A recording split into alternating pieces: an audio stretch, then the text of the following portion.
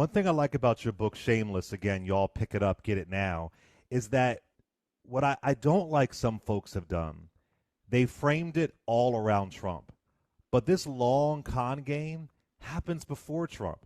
I always say Trump is the hate, the dysfunction that the GOP created over Right. years and years of horrible policy. So explain how your book lays out. Didn't just happen in 2015 with that damn No. escalator. It happens years before, right? Correct. I think Trump is, in large part, a symptom of a broader problem, a broader rot that has pervaded the Republican Party.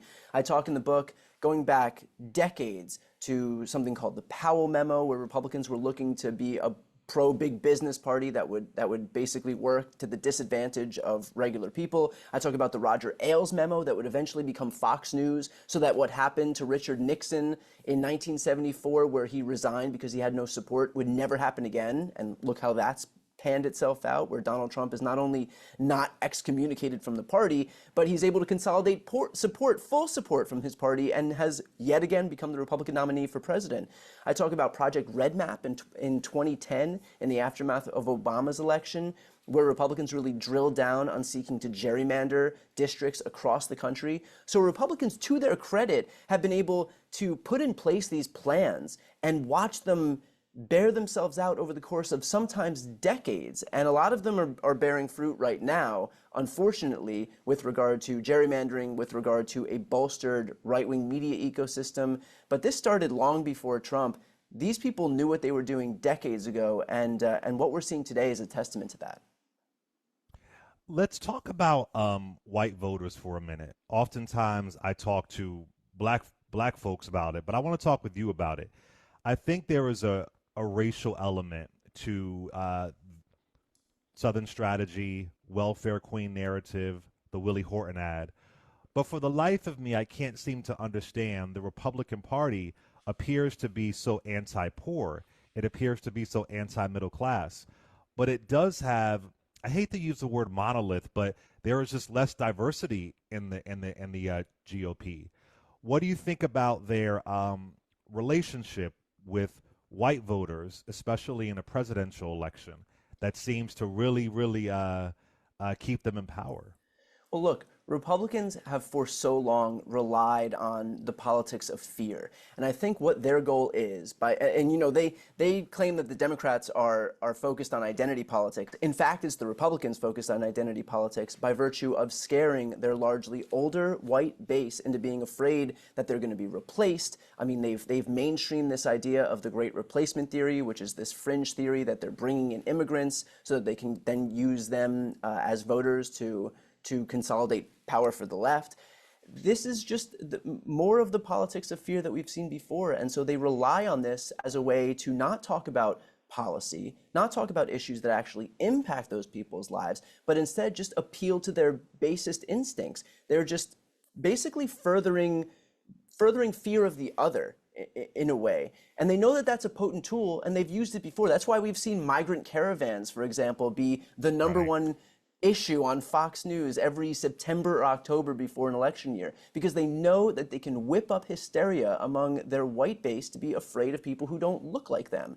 And it's not just black and brown people, it's trans people, it's LGBT Right. people, it's women, it's poor people. So they've basically tried to pit Americans against other Americans because of what they look like or because of some factors, so that we don't focus on the real issue, which is that Republicans largely exist to help themselves financially. And the people at the top know that. The people at the Yeah. top support the Republican Party because they know they derive a financial benefit, a tax benefit. That's why when Donald Trump was in office, he used all of his political capital not to enact any of the populist policies that he ran on, but rather to give a tax cut solely to millionaires and billionaires. That's what he did with his political capital. So don't listen to what these people say. Watch what they do. And imagine how powerful we could be if we could all collectively work together. And then we could even push the Democratic Party to be more pro middle class. We can push Democrats locally to do more of this great work. And what I also like is you touched on it a little bit before, as far as this both sides media. I got to tell you, Brian, I'm not going to say which network, but there have been some networks I've been on. They said, oh, well, we have to have somebody to come on with you that supports Trump. And I've Right. had producers tell me, and it's getting harder and harder to find that. But we got to do that. We got to show both sides. And I said, Trumpism has no side. So I've declined to go on some networks. I'm not going to go Good. on there and debate, this bullshit when I know how harmful it could be.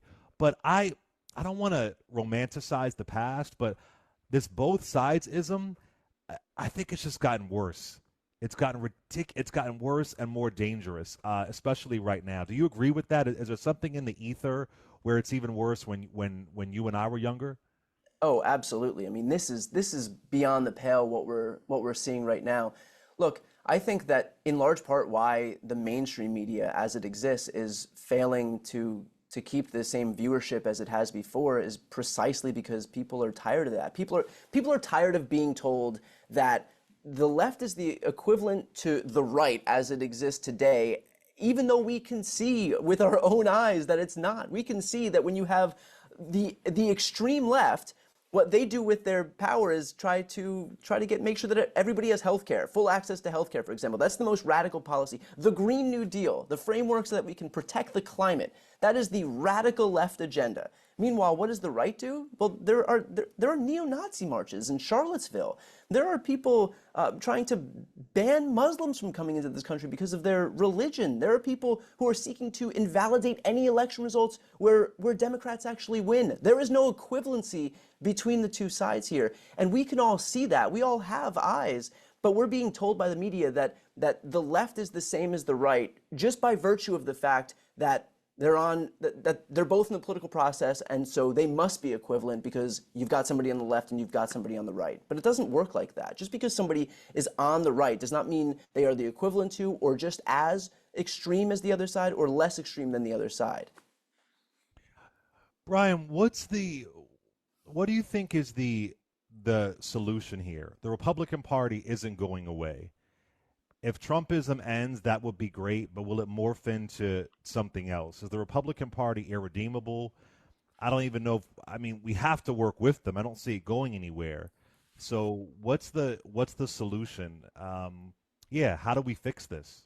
We fix this by recognizing that A, we're going to have to turn out every time and we're going to have to win every time. I know people like to say that, this is that 2020 was the most important election of our lifetime, and we came out and we won, and so why do we have to do this again? Why are we here again? But that's part of democracy. We have to, every election is going to be the most important election of our lifetimes every single time. So we're going to have to go out and we're going to have to win. And yes, that sucks that it is that way right now, where every time is going to be the most important election. We have to defend democracy every single time. But that's the only answer, because right now we are contending with a party in the Republicans that doesn't believe in the core functions of democracy. It doesn't want to continue to exist as a democracy.